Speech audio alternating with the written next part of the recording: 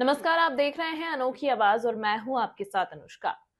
मध्य प्रदेश के राजगढ़ जिले का कड़िया गांव जो चोरियों के लिए बदनाम है, यहां बीते दिनों एक भागवत कथा के समापन अवसर पर पहुंचे एसपी ने कथा श्रवण कर रहे लोगों को संबोधित करते हुए जो कहा, अब वह सोशल मीडिया पर जमकर वायरल हो रहा है और जमकर सराहना हो रही है। दरअसल इस गांव के ज्यादातर लोग चोरियों पर निर्भर हैं, जहां उन्हें समझाने के लिए एसपी ने रामचरितमानस के एक प्रसंग का जिक्र करते हुए कहा कि हनुमान जी भी पुलिस की तरह ही थे। वो लंका गए थे रावण को समझाने के लिए कि आपने गलती कर दी है, गलती स्वीकार करो और सीता मैया को राम जी के पास वापस भेज दो। पर रावण तो रावण था, सबने समझाने का प्रयास किया पर वो नहीं माना तो लंका जल गई। आप खुद सुनिए राजगढ़ एसपी आदित्य मिश्रा क्या कुछ कह रहे हैं। गुरु महाराज बता रहे थे हनुमान जी भी पुलिस की तरह ही थे। वो गए थे रावण को समझाने के लिए कि आपने गलती कर दी है, गलती स्वीकार करो और प्लीज सीता मैया को राम जी के पास वापस भेज दो। पर रावण तो रावण था, सबने समझाने का प्रयास किया पर वो नहीं माना तो लंका जल गई। तो इसलिए मेरा आपसे अनुरोध है कि आज फिर प्रशासन के हनुमान के रूप में मैं आपके पास आया हूं। मैं आपसे अनुरोध कर रहा हूं कि कृपया करके सही चीजों में आप आगे बढ़े। आप अगर 2 कदम चलेंगे, मैं 20 कदम चलने के लिए तैयार हूं, पर आप हमें मत मजबूर करें कि हमें कुछ कठोर कदम उठाना पड़े। हम लोगों को भी अच्छा नहीं लगता।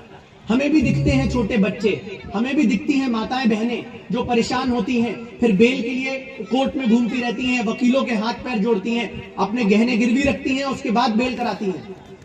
तो ऐसे जीवन का क्या सुख। आपको लग रहा होगा कि वो एसी जो आपने घरों में लगा लिए हैं वो बहुत सुखी आपको कर रहे हैं, पर आप भी जानते हो आपके अंतर्मन की शांति को छीन चुके हैं। अभी थोड़े दिन पहले दूधी गांव के, क्योंकि माननीय विधायक साहब का हमेशा इसमें रहता है कि कैसे लोगों को मुख्य धारा में लाओ।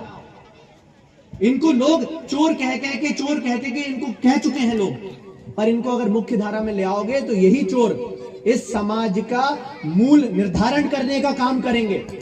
दूधी के लोगों ने पहले उनको भी था कि हम गलत कामों में जुड़ेंगे, पर आपने देखा होगा, थोड़े दिन पहले सुना होगा, वहीं के सभी लोग उन्होंने खुद आके बोला कि हम आत्मसमर्पण करना चाहते हैं। हम चाहते हैं कि हमारे पे जो पहले कार्रवाई हो गई उसका निकाल करवा दो, हमें कुछ सरकारी योजनाओं से जोड़ दो जिससे कि हम अपना जीवन बेहतर कर सकें। तो आज ये मौका गुरु महाराज के माध्यम से, माननीय विधायक साहब के माध्यम से आपको भी मिला है, तो क्यों पीछे हटना है।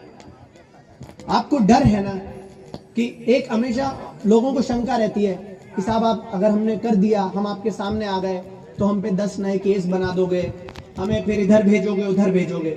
मैं आपको विश्वास दिलाता हूं कि आज 1 मार्च से पहले की जो घटनाएं होंगी उनमें जो लीगल प्रोसीजर होगा उसको भी आपकी मदद से कराएंगे, पर 1 मार्च के बाद कोई भी फर्जी केस या कोई भी ऐसी चीज जिसमें आपकी संलिप्तता नहीं होगी उसमें आपका नाम नहीं आएगा।